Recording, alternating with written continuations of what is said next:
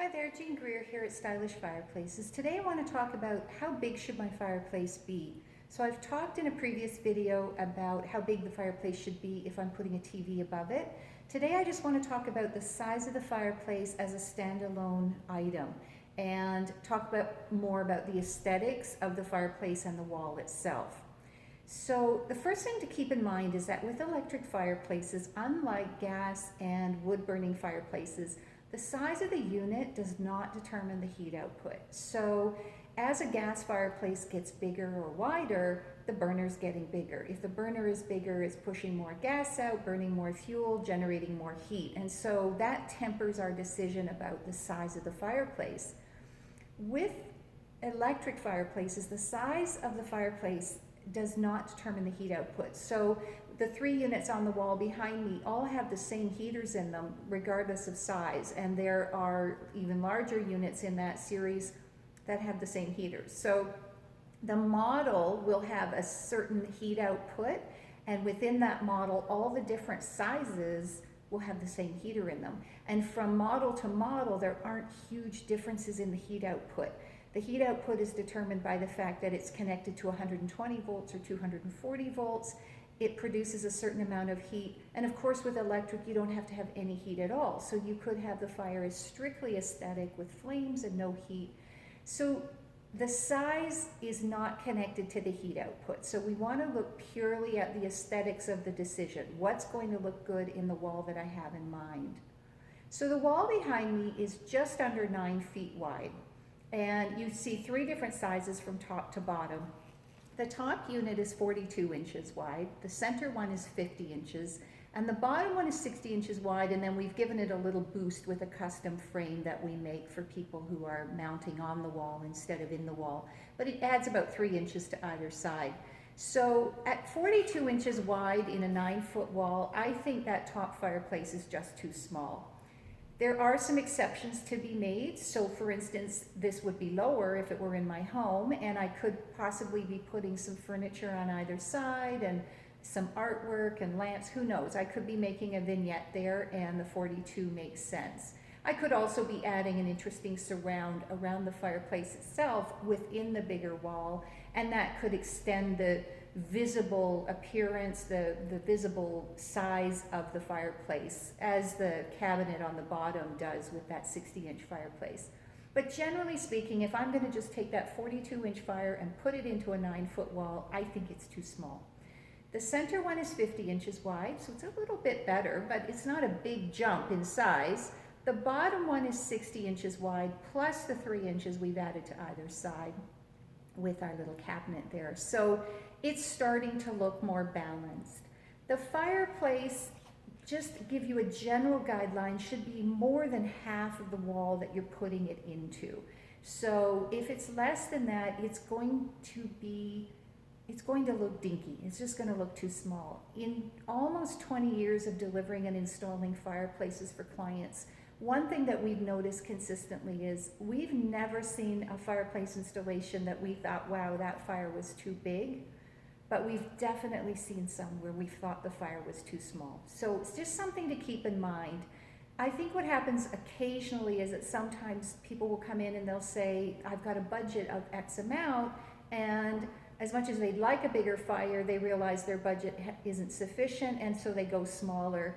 And a fireplace is a long-term installation. It's a long-term decision. It's something that you're going to build into a wall. You're not going to change that anytime soon. So you want to make sure that you get it right the first time, and just do your planning and your sketching out. And we always recommend actually that people take some green tape. So if we recommend a size and they're not quite sure we're on the right track, we ask them to go home and take some green painter's tape and map out the size on their wall and see what they think of that size in the bigger picture. The other thing I want to caution against is sometimes people have a particular spot in the room where they want to put the fireplace. Let's say it's between 2 windows, and that spot is only a certain width. They've got to work within that width. There's a finite limit. There are window frames on either side. And so they choose the fireplace with that wall in mind. But the room as a whole really needs a bigger fireplace. They've limited themselves to that small space, but it's in the context of a much bigger space, and it's the overall size of that space that should really drive the size of the fireplace. It's a focal point. It's a feature that people are going to be drawn to. It needs to hold its own within the space. Now, if the space is divided into sections like a seating area, a dining area, and so forth, perhaps you can size it to the furnishings and the function that's relative to the fireplace area. So for instance, in a basement, quite often it's a big open space, but I've got a seating area here, maybe I've got a small casual dining area or a pool table or something like that. And so the fire relates to that smaller space within the bigger space, but never lose sight of the fact that when I'm on the other end of that space looking over at the fire, how is it going to look? Do I want it to look really small, or do I want it to be a wow? So some things to think about.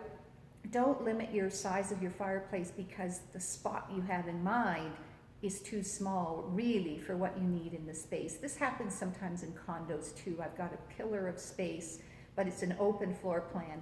If I put a tiny little fireplace in that pillar area, it's going to look lost in the bigger scheme of things. So we really want you to think about the overall effect and how you can get the right size into the space and really enjoy that fireplace for the long term.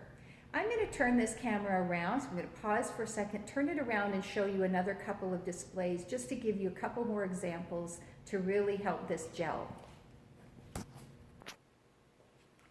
So here you see behind me a 6-foot wall with a 45-inch firebox, more of a traditional fire, and that's a nice size for that 6-foot wall. We often get people thinking they should go a little smaller than that and maybe step down to the 39 or the 33.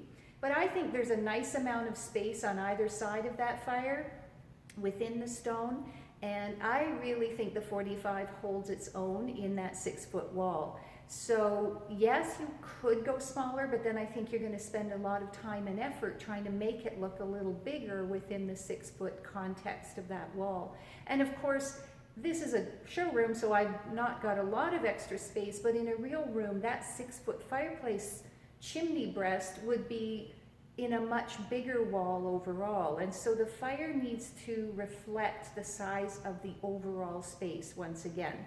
And on this wall, we actually have a 100-inch fire in a 10-foot wall. And I actually, in my own home, have that same 100-inch fire in a 12-foot wall. We're extremely happy having that big fire in that particular area. It is the focal point of the wall, and as it is in our showroom. And so I would say to people, don't be afraid to go bigger. It's really a feature that you want to focus on. It's a long-term investment. Make sure you get it right. We're happy to guide you through that process. There aren't a lot of hard and fast rules. It's just a gut feeling from a design perspective and proportions that you have to get right. So you can find more information on that on our website, stylishfireplaces.ca. We've got a blog on stylishfireplaces.ca called the Stylish Blog, and we've also got FAQs and frequently asked questions.